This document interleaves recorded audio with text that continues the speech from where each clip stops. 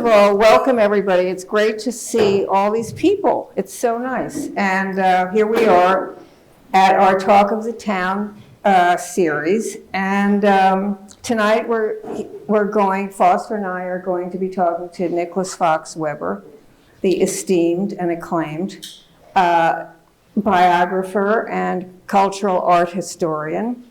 And, you know, Nick and I have worked together for many years at Knopf, and we've published many books of his.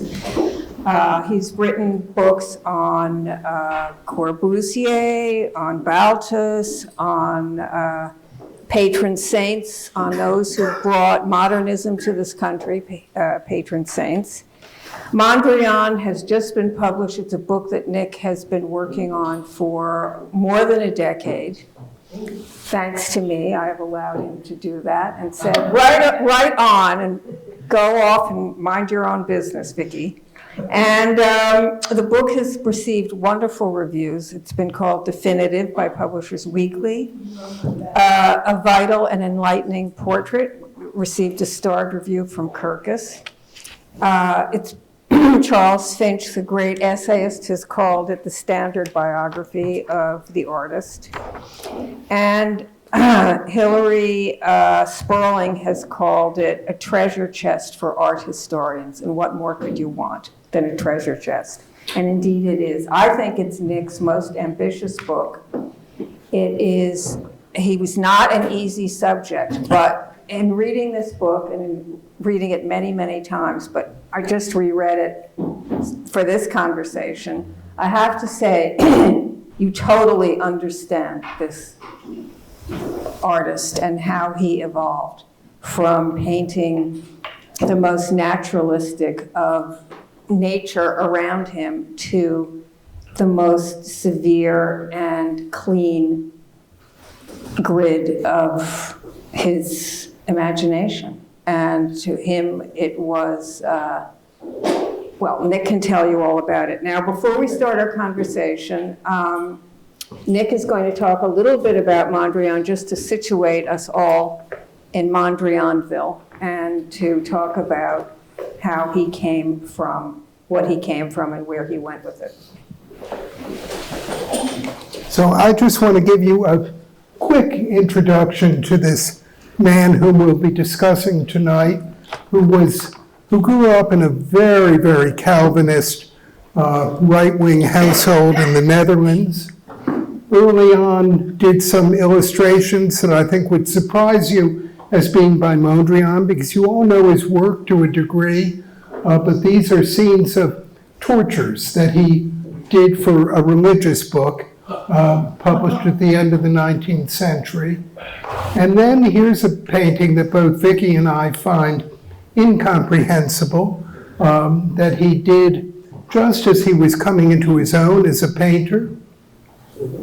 He became more and more interested in the universal, in the beauty of nature itself. A man who loved the woods. He had a reputation for being someone who didn't like trees, which is nonsense. He adored them. I think he was overcome by their power and beauty. He was very interested in phrenology, which has to do with this picture, and also in theosophy, various movements. And this is a painting. Again, it's surprising that it's by Mondrian from 1911, as you can see. And to me, I don't like this painting, but it's autobiographically incredibly rich. On the left, you see the earliest stages of life, and on the right, we're beginning to get to the elevation of the soul. And finally, in the middle, is Mondrian's sense of what it is to be devoid of materialism and in a pure state. Also, I think his relationship to the female body, or lack thereof, is apparent here. And then he began to be influenced by Cubism, began to create the very beautiful work based on verticals and horizontals. He did equate the vertical with a male form and the horizontal with a female form. He was very interested in using color to create incredible rhythm and movement. He took up ballroom dancing, was greatly affected by the form of the foxtrot, which definitely entered into his approach to painting. Wonderful portrait of him by Arnold Newman.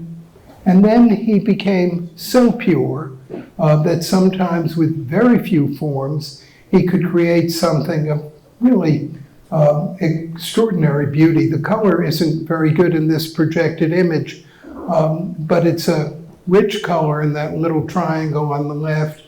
And you can see it's a diamond-shaped canvas or a square canvas positioned as a diamond, and with just those impeccably measured lines. And he did them and redid them and redid them. But with those wonderful lines, he created something that can rivet you for hours. Painting at the Wadsworth Atheneum in Hartford, Connecticut, I have a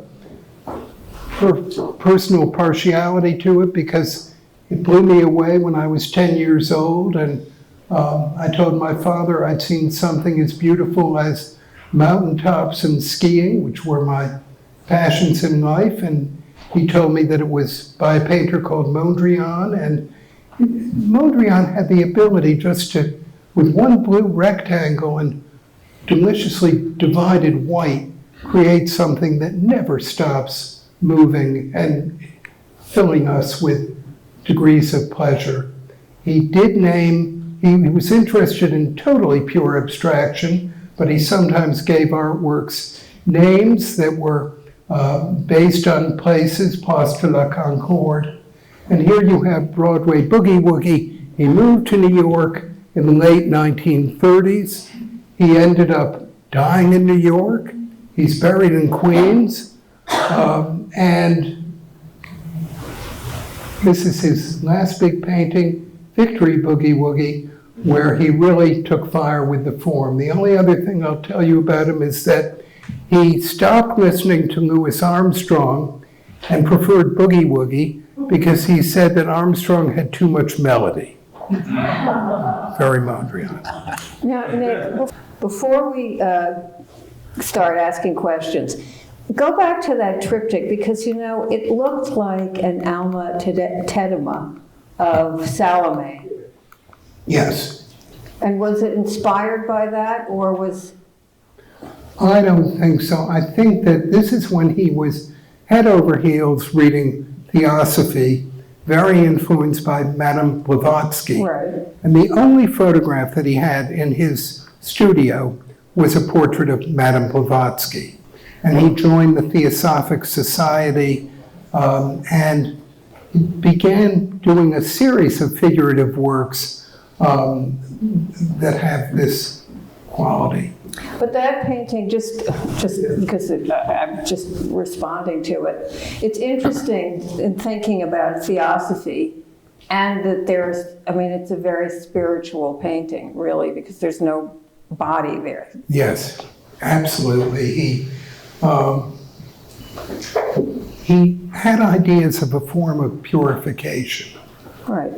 Which meant a renouncement of a lot to do with the body. On the other hand, he never returned to the Netherlands because he said he couldn't live in a place where the Charleston was outlawed. And you know, it's interesting because of his discipline and his decades of refining renouncement. But this book is full of joy, as was he. He was a man who took incredible pleasure in everyday sights. He wrote some wonderful fiction, which is quoted in the book, which captured the spirit of a city in the morning and of things that one eats and the pleasures of life, absolutely. And this love for dancing was so important that he famously used to dance alone in his studio, which isn't everyone's idea of pleasure, but it certainly was part of his joy in things. But it transported him in that. Transport is the perfect word, Vicki. And also, if we go back to the Nijinsky-looking image of photograph of him, and I mean, how old was he when that picture was taken?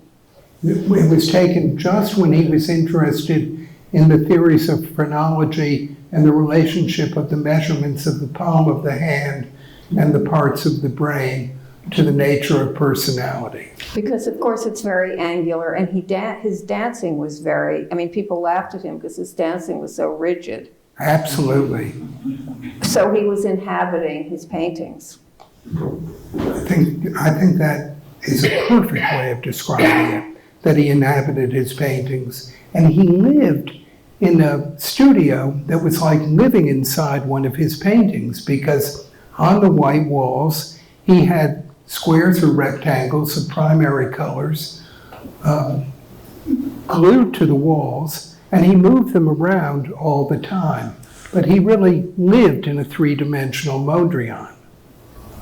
You're allowed to sit down. Yes, come and sit down. Hey, come and sit down and join the party. Thank you. Yeah, actually, I was interested in the book, Nick, that you say right from the top, you were enamored of Mondrian's work. Nick, you're going to need the microphone. Don't I use this one? No, they're for two different reasons. Oh, sorry. Okay. That you were enamored of his work from 10 years old. What would you say to people who need to be guided into his work, for whom Mondrian is not love at first sight?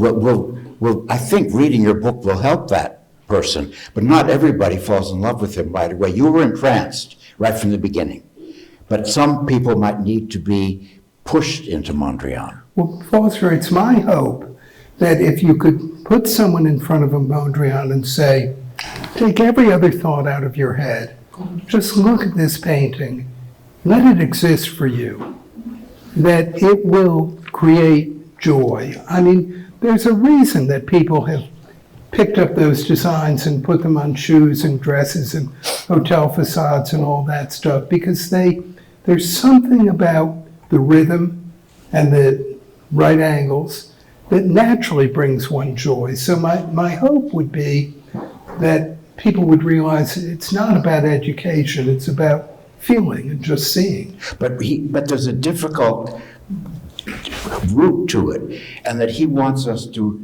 take away all references to representational painting and quotes the real world.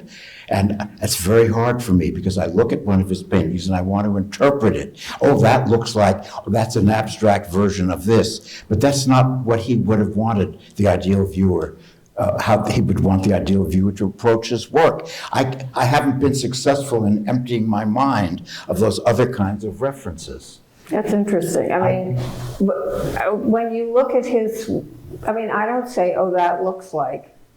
I just say that is, and you sort of. And you make no reference to it could be a tree, an abstract tree, an abstract. No, the only thing that I just noticed when I was looking at Broadway Boogie Woogie was the energy of the taxis, of the movement of the cars. One does see yellow cabs there. One sees the neon flashing lights of Broadway. Completely. One sees Broadway. I'm making a connection to a real world place, looking at an abstraction of it. I'm not looking just at design and geometry. I was a terrible geometry student, so that would be hard for me. Foster, he did, I don't want to, you can say, interrupt me anytime, Nick, but he did he not only affected painting, but he affected design, he affected architecture, is this not correct? He affected graphic design. Completely, he affected fashion. The tabletops at all Child's restaurants in the 40s. Do you remember Child's? Anybody here? Yes. Speak louder, please, sir. Oh, sorry. Mondrian had an enormous influence on Child's. Yes, on the restaurants. The tabletops really derived from his paintings, and his power of design appeared on magazine covers in many different ways. But I think your point is so interesting about whether one sees some form of representation. I do. Because you're completely right that it was his goal to be devoid of representation. He sought some sort of absolute state that replaced reality with something, let's say, more salubrious than reality. But he got there, he lived there, and I'm not there. Well, because, Foster, let's cut to the chase. He lived in purity. He strove for purity. I mean, that's what I think. You tell me, Nick, if you think that's wrong. I mean, it was a constant refinement to get to the absolute purest of pure in all ways, in mentally, spiritually, and physically. Completely, and he also for universality. So he was interested in a language that didn't pertain to a particular culture or necessarily to a particular era. We look at a Mondrian and we're just brought into a different world. Though a modern one, I mean 20th century, for sure. Very, very much so. Very much so, for sure. Now you spent a long time on this book, and Vicky is wonderful at allowing her writers to take decades to complete the work. I know. You had to live with this man, because you do Yes. live with the subject of Yeah. biography.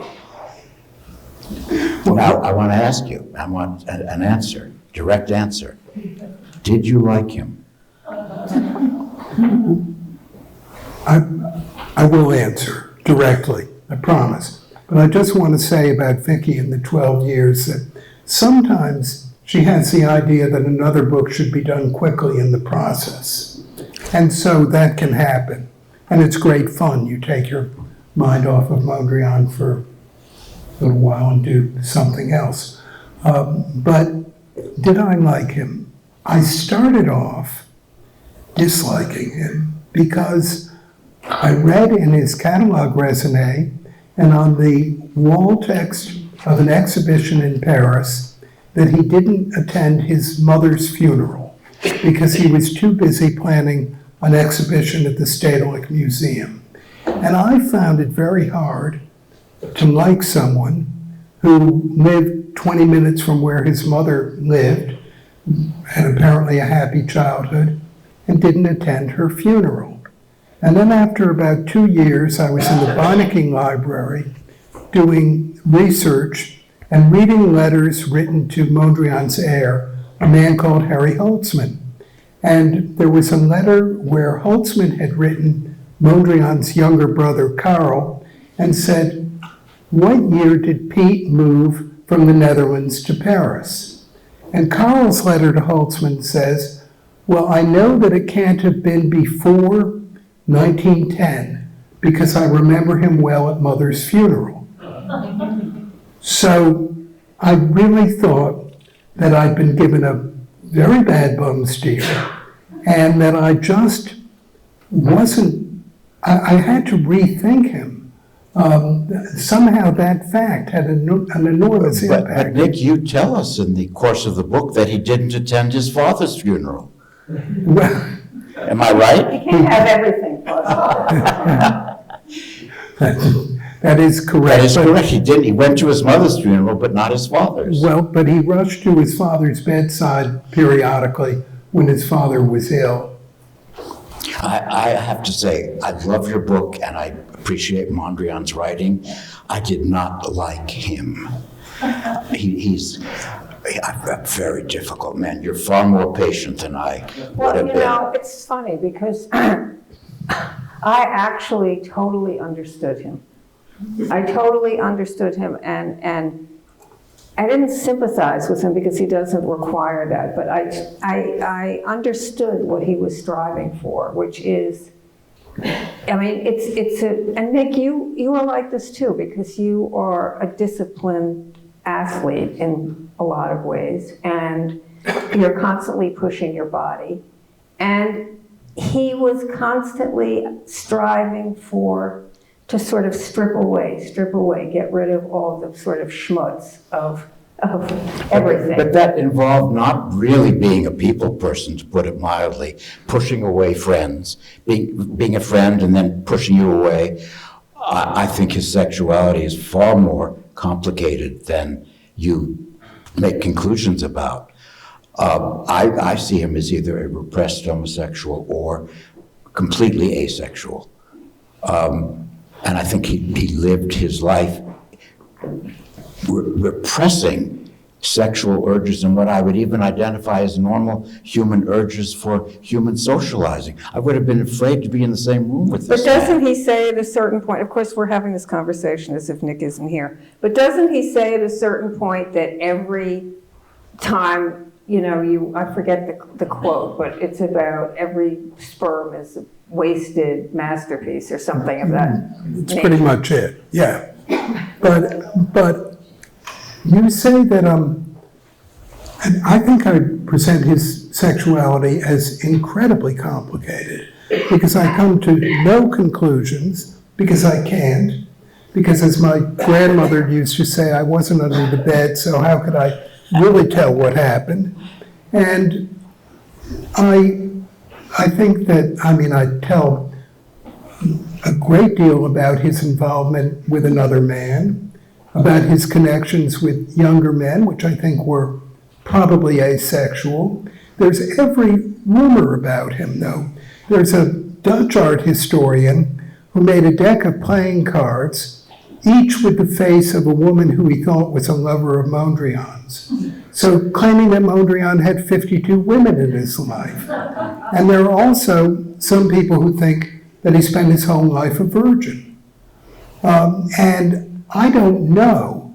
I just know what I can tell you in the book, based on as much evidence as I can find. And I think it does relate to his art, with his obsessions with the vertical and the horizontal. So his sexuality, whatever it is, and it may be unknowable, which is your ultimate conclusion, does relate to the art that we see. Very much so. And to Vicky's idea of purification, because there was a side of him that wanted to get away from sex. That becomes apparent. There's a great study of him by a psychoanalyst called Phyllis Greenacre that describes his paintings as walls. And the idea is that he's created something so that you can't see behind the wall. But he did try to have, according to your book, he did try to have relationships with women. He did have relationships with women, and he was on the precipice of marriage. And then it was probably he probably woke up, and said, what in God's name am I doing? I can't live a middle-class bourgeois life. And then he was gone. But he moved towards it. He tried it, and then he realized And then he moved away from it, though. Moved toward Yes, it and then moved away. he ricocheted away and said, I can't inhabit this kind of a middle-class life with those demands. But I think that's what I'm saying, is a purification of sort of basic human desires and, indulgences. Completely. And there was a woman who came forward well after he had died and claimed that when she was a teenager and he was in his 50s, that he had desperately tried to get her to marry him. And the Dutch newspapers went to town on it, but not necessarily believing it. And there were other people who said that he built a crib. He was so ready to have a woman move in and for them to have children. So we have all these cross signals. But approach avoidance, because he does back off. He always backs off. He always backs off. He always backs off. Were you frustrated at all that ultimately you have to say, in some deep sense, not only sexually, but as a human being, Mondrian was perhaps unknowable? I'm not sure I was frustrated. I think that I feel that most people ultimately are unknowable. Vicky referred to my writing a biography of Balthus, and Balthus, who was very much of a different sort of personality. One learns through Balthus that in some ways people are like cats. I mean, they're mysterious. We just don't understand everything that they're doing. And from Mondrian, I learned to accept mystery because he provided such beauty. I find him totally knowable. You do? I do. He's somebody I totally understand. I mean, I totally understand this man in a way that, sort of surprised. It's not that I was surprised. It's just I understand who he is, but I mean the miracle, the part that's unknowable, really, even though Nick lays it out, I think, in a very accomplished and deft way, is the nuanced and subtle but continuous evolution of his painting and how he went But from... that you can know, But and you make to us see know. it, you can know it, you can see it from the paintings, but to understand it in terms of the life and what he was going through and what influenced him, that I think you get. I think you piece that together in a way that I find very admirable. Well, for instance, there's a woman later in the book, Van Dygen, who became a very good friend of his. Absolutely. And who visited him a lot. And you quote from her wonderful letters. But after a certain point, he said to her, "Please back off. We've become too close and I'm uncomfortable." I'm paraphrasing. But he in a sense, had to have her be released from his life. Yes. Because it was getting too close and he was getting uncomfortable. Well, she was sorry for constantly interrupting, but she was insistent, and she wanted an access to him that he found intrusive, and she was pulling on him in a way that if you're going to be with this man, the last thing you should be doing is pulling on him. For sure. Because that is not going to get you what you want.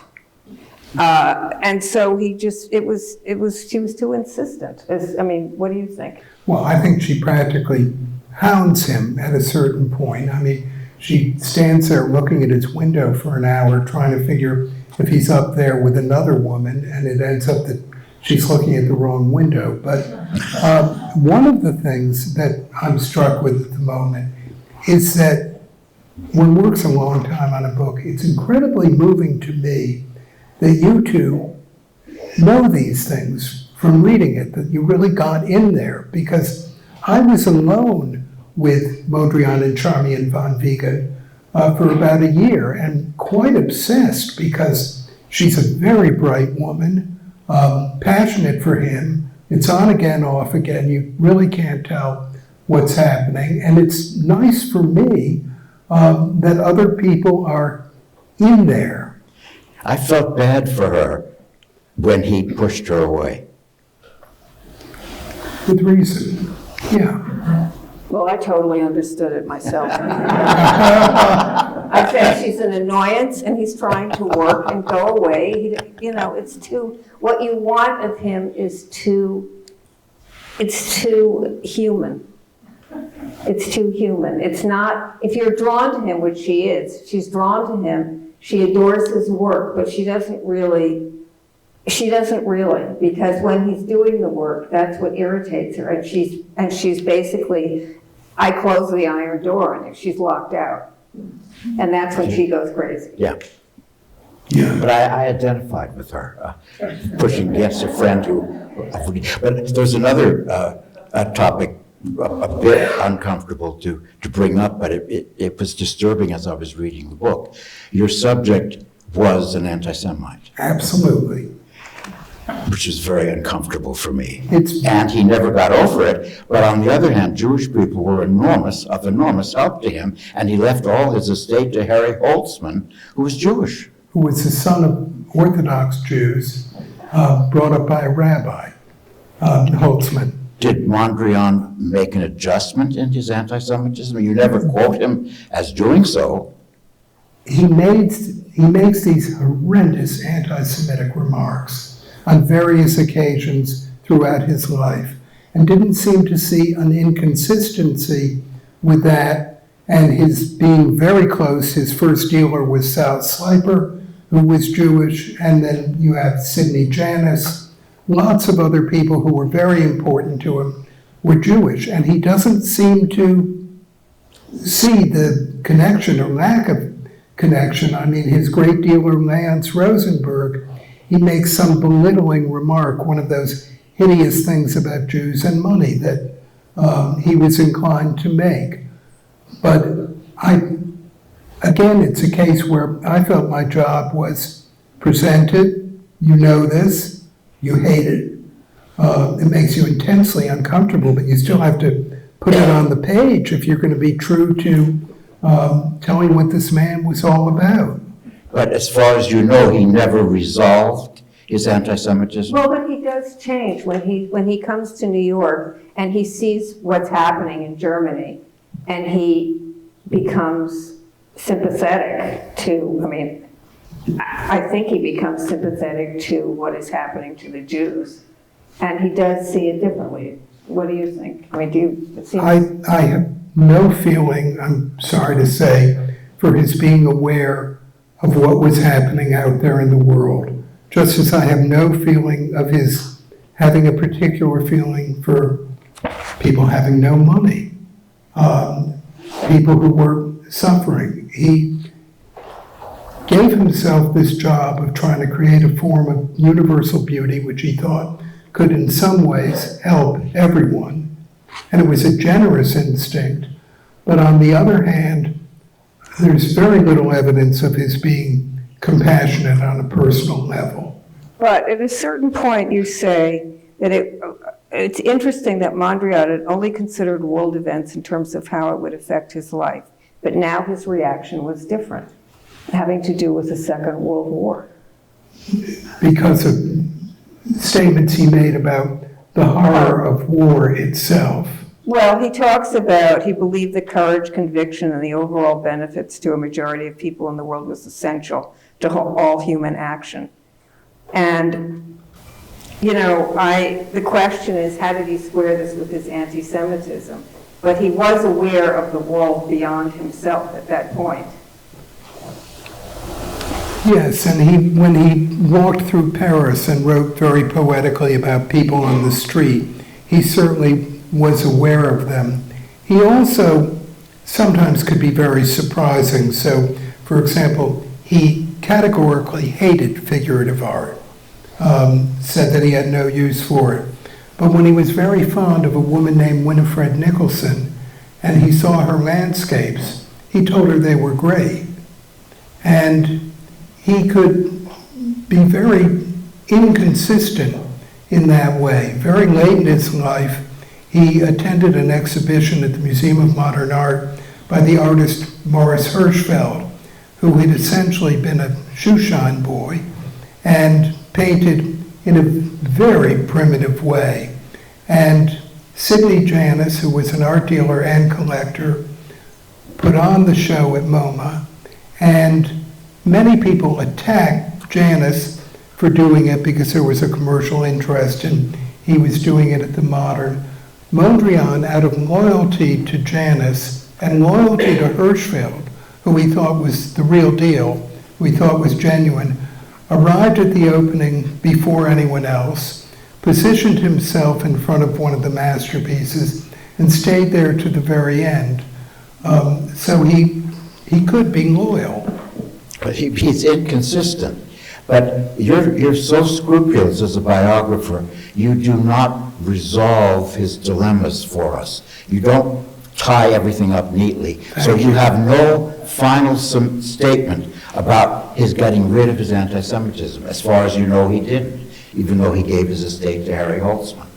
As far as you know, he remained contradictorily dependent on kind Jewish people and anti-Semitism. But it sounds to me like he was theoretically anti-Semitic. I'm not defending his anti-Semitism, but it sounds like he was theoretically anti-Semitic, but when it came to people, it didn't matter that individuals. that whether they were Jewish or not. He had relations. He adored Harry Holtzman. Absolutely. And what about Peggy Guggenheim? I mean, some of my best friends are Jews. I mean, what about Peggy Guggenheim? Well, Peggy Guggenheim was someone who I think amused him tremendously. The descriptions of him at her fantastic dinners when he is saying that surrealism is too abstract in a certain way.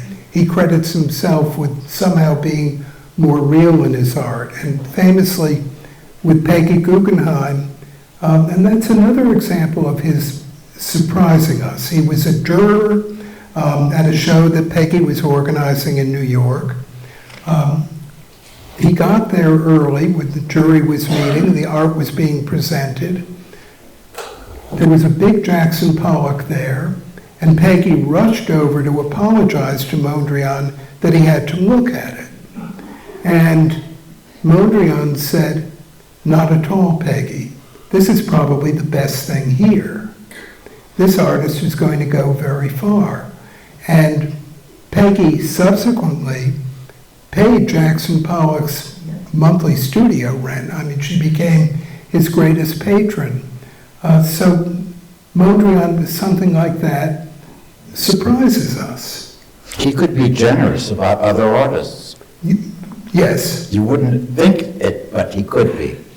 Now, you quote a lot from his writing. And while I would say he is a great painter, a great writer, he is not, in my opinion. A lot of it sounds to me like, and I've lived with him, humorless, doctrinaire academics. He does not have a light writing style. You don't know how much I spared you.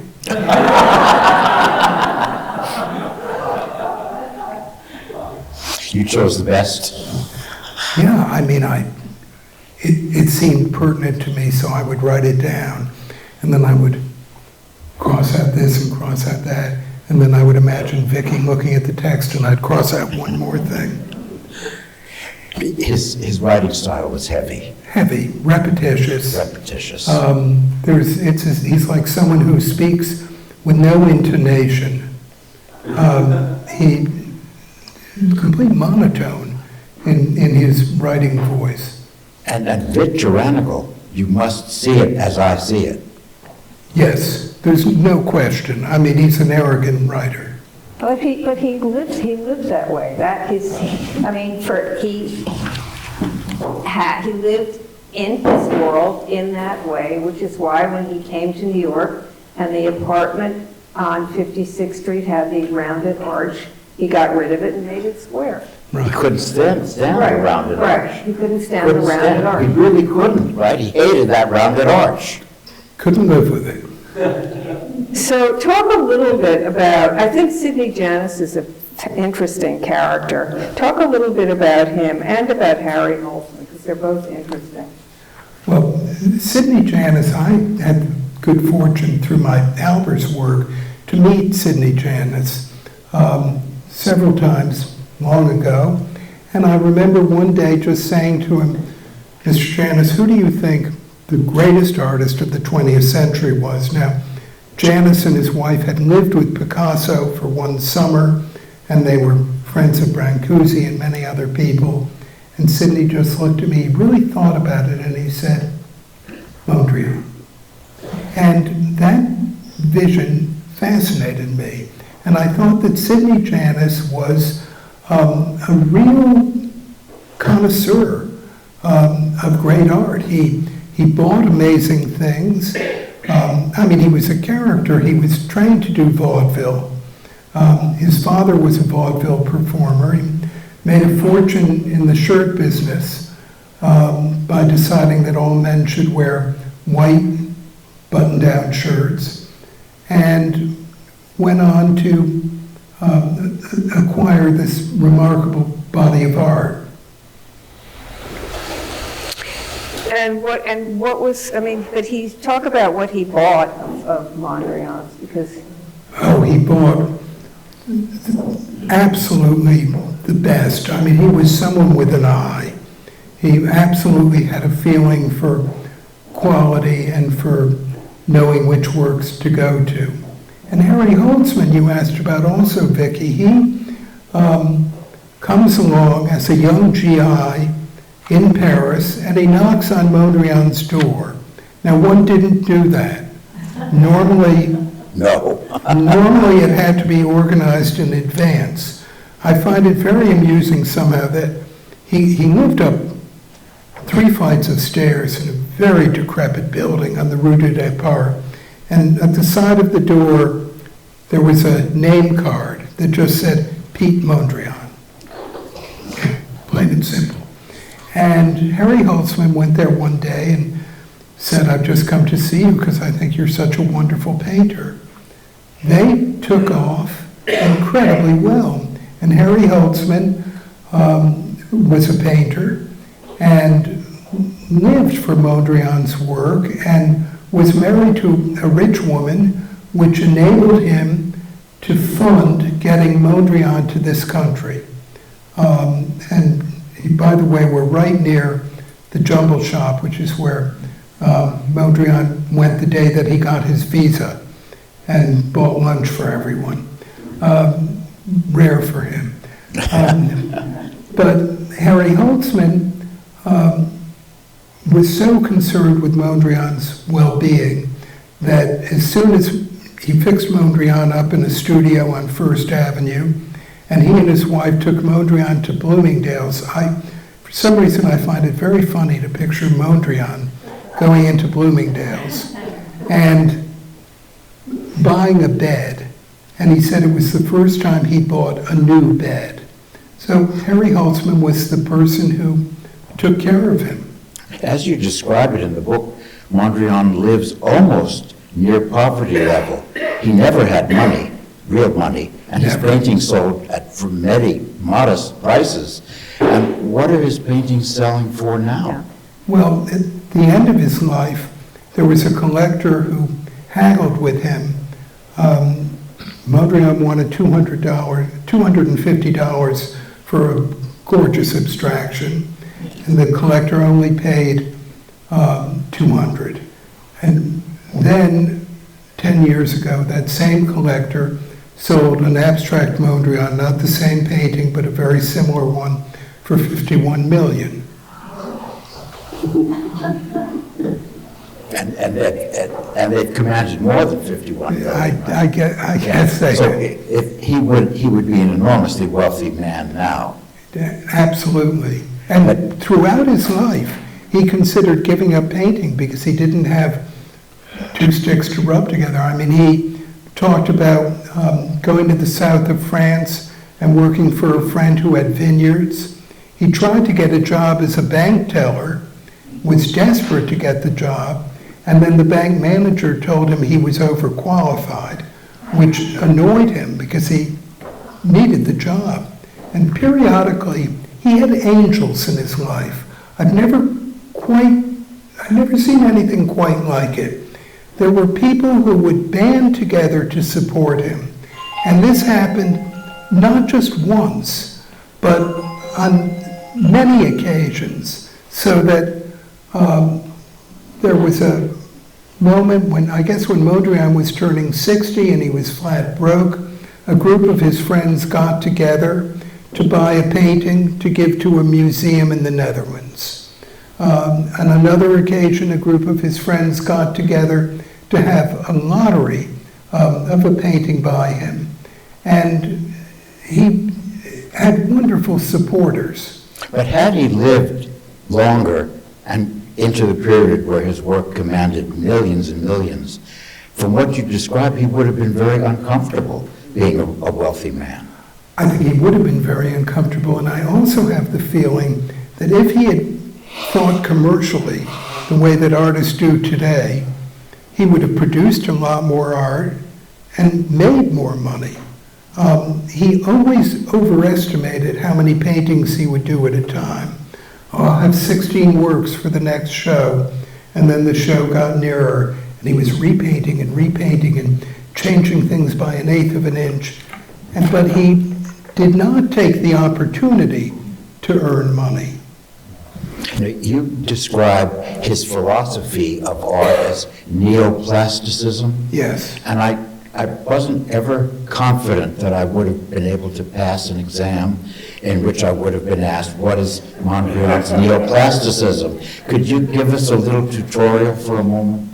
My sense of it is that it was a movement that he and the artist Van Doesburg named, and it had to do with what you were talking about before, which is absolutely pure abstraction representing nothing. The idea of completely objective art. One thing I want to just remind... Just that. That's the center To of me, it. that's the center of neoplasticity. One thing I want to remind everybody, because you take it for granted when you're looking at those black lines, he painted those lines. He painted those lines. I mean, if he later, when he came to New York, he was told, there's tape that comes in different colors that might make your life easier. Less pure, but easier. Yes, But those lines were hand-painted. completely. And repainted and repainted and repainted over and over again. What we haven't mentioned, Vicki, which I think our audience has to know and immediately buy the book, the man I'm sitting next to has extraordinary abilities to describing paintings. There were sections in the book where I would read his description of a Mondrian, and I would go back to it and reread it and reread it. I almost didn't need to see the painting. I got it from the description. It's as if you live with the paintings, you make them come alive, you make them dance on the stage. You have an extraordinary ability to describe a painting. I mean, Which is not easy. And It's very hard. And it's almost uncanny. And you know, I thought it might be interesting if you wanted to talk about the two boogie woogies a little bit, just as paintings. Sure, I mean, they're, If you're going to talk about them, could you put at least one of them back? He will. Yeah. Give him a chance to Okay. get here. let me do that. I almost tried to play a little bit of boogie woogie when showing you this painting. But as I say, he loved boogie woogie because he thought it had no melody. And the idea of lack of sentiment, lack of representation was very important to him at the same time that he's figured out the most amazing way to impart energy. I mean, look at the way that he plays with those colors. He puts squares within squares so that they vibrate. He never repeats anything. You won't find a formula. There's nothing static about it. Rather, every corner that you turn to is yet another surprise. And why did he paint that way? To celebrate color and line. And in this painting, which he didn't quite finish, he's gone even further, showing that he wasn't all that rigid about having to have straight lines. I just wanted the impression of straight lines. But boy, did he love movement. Vicki published a wonderful book by Alfred Appel called The Art of Celebration. And Appel discusses these paintings as being like great jazz, something that it just meant to fill us with a sense of the other, to take us away from elements in our own life that we'd rather forget, and just to play color against color, to make something, fill it with an electric charge. Now, when he came to New York, he was celebrated as a hero, was he not? Yes. And so talk a little bit about his position in the art world at that point when he came to New York. He had a cult following. There were a few people who would line up to hear him lecture, but in fact, because of his rather static way of speaking, he had someone else read his texts for public lectures. And he enjoyed a degree of success. Philip Johnson, the architect, had bought a work from him in Paris early on, and Chick Austin, the director of the museum in Connecticut had bought work early on, and so he was known in America and more revered in this country than anywhere else. He's become hot stuff in the Netherlands more recently, but during his lifetime, people did not understand the art or particularly approve of it. I But mean, was he known in rarefied circles? He wasn't known. mainly rarefied circles. Yes, he wasn't a name that everyone knew, that's for sure. Where today, you see his patterns everywhere, including, to me, the quintessential detail, fingernails. In Mondrian, it's true, I have seen. I know. I mean, how much more quintessential in the And that would have pleased him, because he didn't want his art to be hung on a wall in a museum. Didn't he want it to be part of daily life? He in fact wrote a long letter saying he hoped that one day they would be on fingernails. So you have this, you've written about Corbusier, who was not exactly dissimilar. Not in common. So how did they differ? I mean, how did they differ, but how did the writing of the books differ? Well, with Le Corbusier, goes back to the issue of someone and his mother. With Le Corbusier, when I began writing about him, it was really depressing. It was like trying to get into a Swiss bank vault. I mean, I read things that he wrote about himself. They were so stilted and posed and just impossible to get to him. And then in Paris, I was given access to his letters to his mother. And it all came out. I mean, he wrote to Mother about everything. When he had an affair with Josephine Baker on board a ship, the first person he told was Mom. And there was even a letter, I couldn't believe it when I read it, and reread it in French, that he wrote his mother when he was in bed with a fever, and there was a very, very staticky reception on the radio. And he said he was listening to Wagner. And he said that through the static, he got to that moment which sounds just like an orgasm. And then he wrote, which made me think of you, of course, Mother. So, that's a point of difference. But you know how lucky you were to have had those letters, because they opened everything up. Everything. Let's just pause for a second and see if there are any questions. I have a question. Sure. You glossed over a little bit too lightly for me this idea of his sense of humor. I was hoping you could go a little bit more into that. You said his writings were humorless. And I'm told that he never smiled publicly. He was extraordinarily eccentric. In other words, he didn't even abide ice cubes because he felt that cold food was bad for the stomach. But he had no sense of humor whatever in dealing with people. I think in certain relationships he had a light touch, and particularly with the artist Ben Nicholson. And there's a story about him going with a young friend in Paris because a friend of a friend was arriving from the Netherlands, and they went to the train station to greet this guy because he knew nobody, and they took him to a place for onion soup at 5 in the morning and all those things. He could have a bit of a sense of pleasure, and I have no doubt that he smiled on those occasions. Sure. You mentioned that he had a religious background. Now, Reformed Dutch religion, the Reformed Dutch is very different from Reformed in America. Okay. To be Reformed in Holland means to eliminate all extraneous material in the church.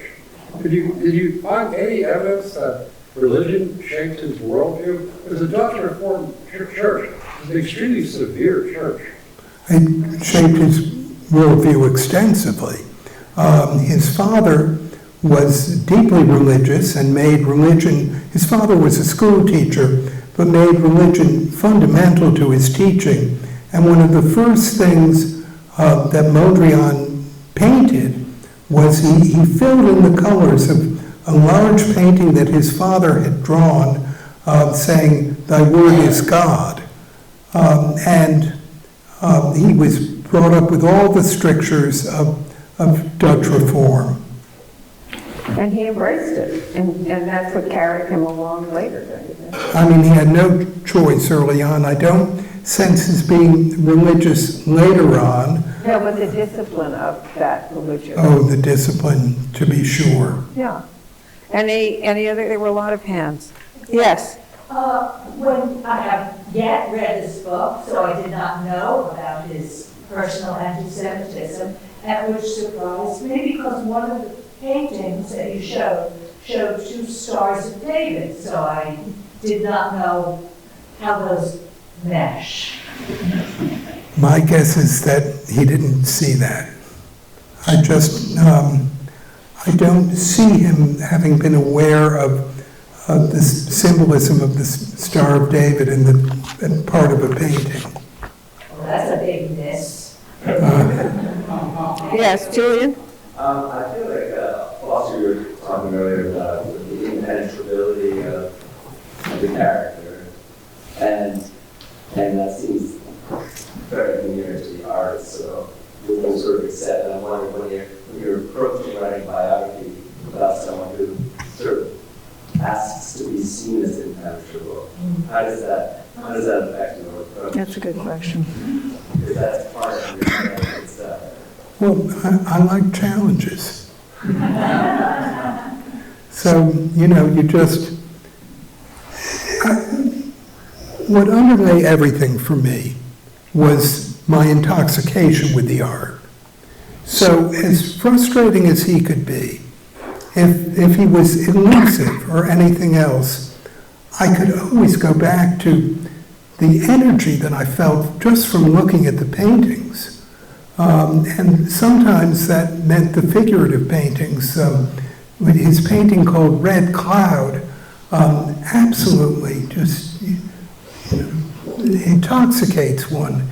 And that's how I got through it. I mean, it was a perpetual challenge. But it seems like it was, as well as the joy that was in his life, it was a joyful experience for you as a biographer. Very much so. So, what surprised you in the writing of the book, if anything? I think I was most surprised by Mondrian's way of washing dishes, which I discovered 6 years into my research when he had a female visitor there for dinner. This is when he was in the Netherlands during World War I. And she wanted to help him with the dishes. He was quite a good cook. And he said she couldn't help, and he explained that he only washed dishes every 3rd night. And the first 2 nights, he would put the dirty dishes in the sink. And he had enough plates and forks and knives so that he could do that without running out of clean things. And then on the 3rd night, he would wash everything. And that way he saved the cost of hot water. And that certainly came as a surprise. And interesting. Also the idea that he shaved half his face with a straight line, leave himself bearded on one side and clean shaven on the other. I just thought, do we want to say that he might have been, not that this, do we want to say that he might have been somewhat on the spectrum? Sure. Do you think so? Oh, yeah, I mean, I can't diagnose people, but there's definitely something.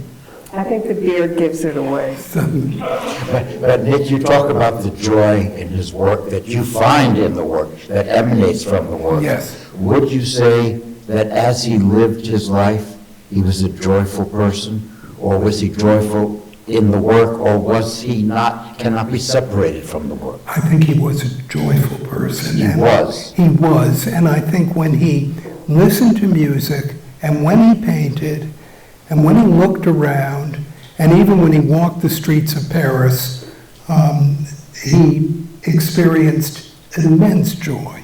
I think to me, what comes across in the portrait that you write, it seems to me that he was able to totally feel and experience the senses in all ways, and that he really took that in. It was very palpable to him. God, Vicki, that's a wonderful observation, and I agree with it, and it was on many different levels. What, if anything, did Mondrian teach you? What did he teach me? Other than how to wash dishes. I haven't tried that method. I think he taught me that to devote oneself to something passionately, to be creative, always to be engaged in what one loves, is a wonderful way to live.